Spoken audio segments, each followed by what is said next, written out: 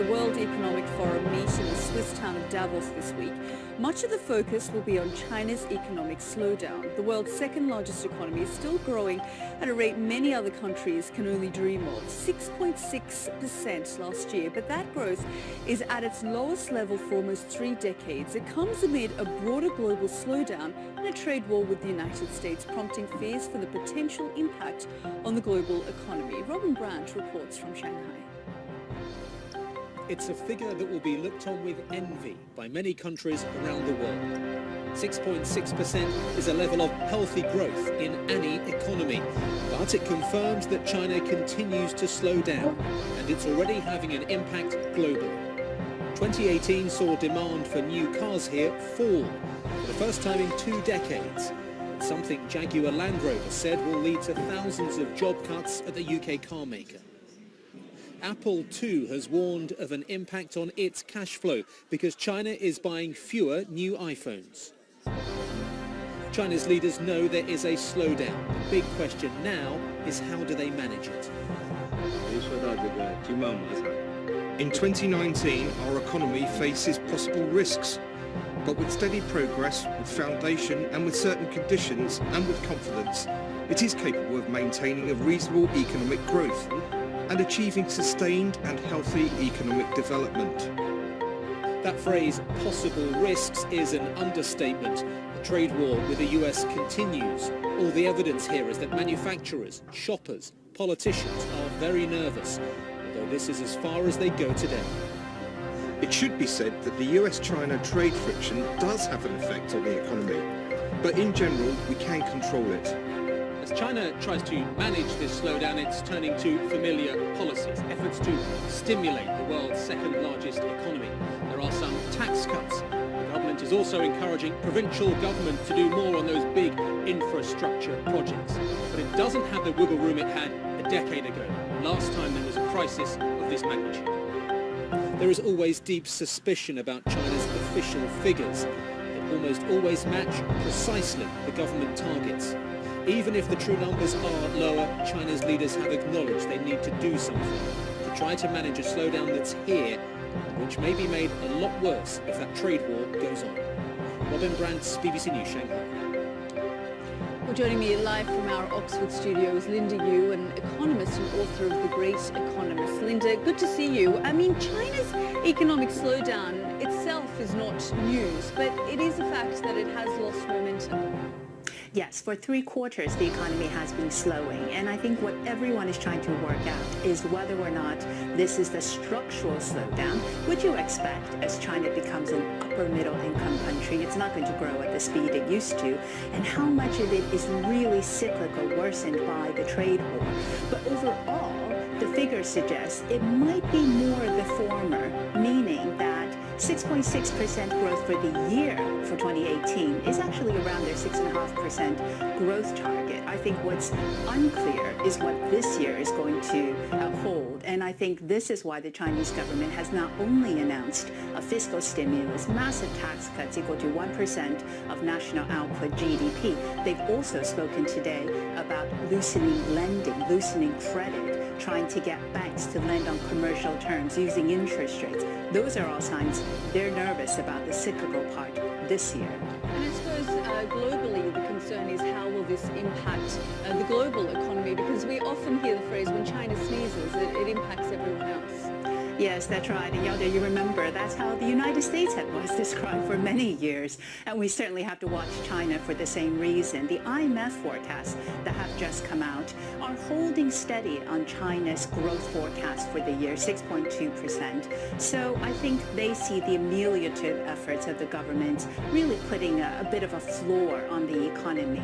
The global economy, though, the growth forecasts have been downgraded, and the IMF has done this now a couple of times on the back of concerns about not just the trade war, but also debt in emerging economies and, of course, a cyclical slowdown in the US and the EU. So far, those look like they have as big an impact, if not bigger, than China. But I would just hasten to add, the difficulty about assessing China is not being absolutely sure the growth figures reflect what's really happening in terms of the economy. And there are reports from within China that business sentiment is weak. That's probably why the Chinese government is acting, and that's what we in the rest of the world have to watch, because as we know, that can have a massive impact on them in terms of investment and consumption. We see that hitting global businesses and then us.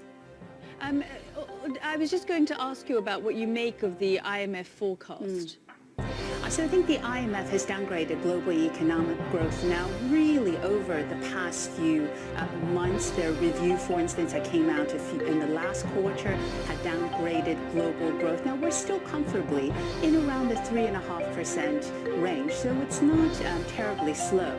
But what the IMF have stressed is that the downside risks are increasing. So for instance, debt is one issue that they've been warning about, the U.S.-China trade war. What happens to the two biggest economies in the world? That's going to have an impact. And of course, on the whole, if you look at the United States, growth probably peaked last year. So that means that growth is going to slow down this year. And how much of that is still difficult to work through because of the government shutdown, because of the lack of economic data coming out from the United States. So I think the IMF sees a cyclical slowdown around the world, and it's just not clear how much of the geopolitical risks could really affect that, and that's why they've been progressively, just ever so slightly, downgrading the growth forecast for the year. Linda, thanks so much for your analysis and an update there on the latest IMF forecast. UK's Prime Minister Theresa May is making a speech at Parliament in just over 2 hours from now, setting out an alternative Brexit plan. This comes after MPs overwhelmingly rejected her preferred deal last week. At the same time, a cross-party group of MPs are bidding to take control of Brexit away from the government in order to stop a no-deal exit from the EU. Ian Watson reports. Theresa May meeting her New Zealand counterpart in Downing Street has signalled that the UK has an eye on global trade deals after Brexit, but there's still no deal with the EU. The Prime Minister will set out her next steps to MPs this afternoon, but don't expect a radical new plan. Meanwhile, some of her ministers were warning about the dangers of leaving without a deal. The essential thing is that we get a settlement so that we can leave on agreed terms. What I think would be very bad for this country, bad for its prosperity, bad for its security, is to leave without one. I'm afraid of Jaguar closing, Mini closing, the life sciences industry closing and all the other things, because we'd have no agreement that represents the way these businesses are integrated today. But how does this place avoid no deal? A cross-party group of MPs trying to seize power from central government and give it to Parliament. If Theresa May can't get a deal agreed, they want MPs to instruct her to delay our departure from the EU. If by the 26th of February the government hasn't got its deal through, then it would have to bring a motion before the House of Commons, which would allow the House to vote to instruct the Prime Minister to extend Article 50 and as a result avoid a no-deal Brexit on the 29th of March. For the Prime Minister to get a version of her deal agreed, she still needs a change of direction from Brussels. The Northern Irish backstop would see the UK staying close to EU rules to avoid a hard border in Ireland. If she can eventually get a guarantee that this will be temporary, some Brexiteers will look again at her deal. I've always been in favour of getting a deal. I just think the withdrawal agreement is unsatisfactory. It doesn't meet the requirements of leaving the European Union clearly. But if the identified problems are changed, then it isn't so much a question of softening as there's a new reality to deal with. Today, the Prime Minister and other ministers continue to meet MPs who've got their own ideas, including those calling for another referendum. This now has to get into Parliament, and we have to take control of things. The Prime Minister still hopes long-standing Brexiteers will change their minds about a deal, and her message to them isn't all that subtle. She's saying, in effect, hold your noses and back my deal or something like it. Otherwise, Remainers might seize the agenda and try to delay or frustrate Brexit. A message echoed by a leading Leave campaigner in her cabinet. We have to deliver Brexit, and I'd like us to leave with a deal. If we want to leave with a deal, it's the Prime Minister's deal. Brexit is still proving divisive, both outside and inside Parliament. Despite days of cross-party talks, agreement seems some way off. Ian Watson, BBC News, Westminster. Let's speak to another Watson now, Rob Watson, our UK political correspondent who joins us from Westminster.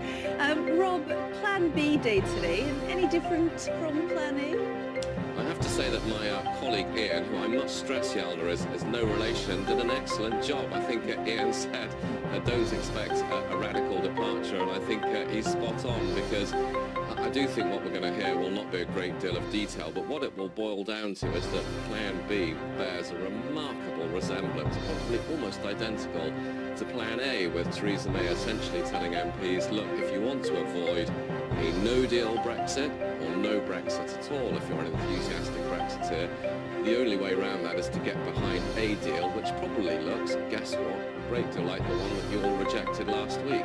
Rob, some analysts would say doing the same thing over and over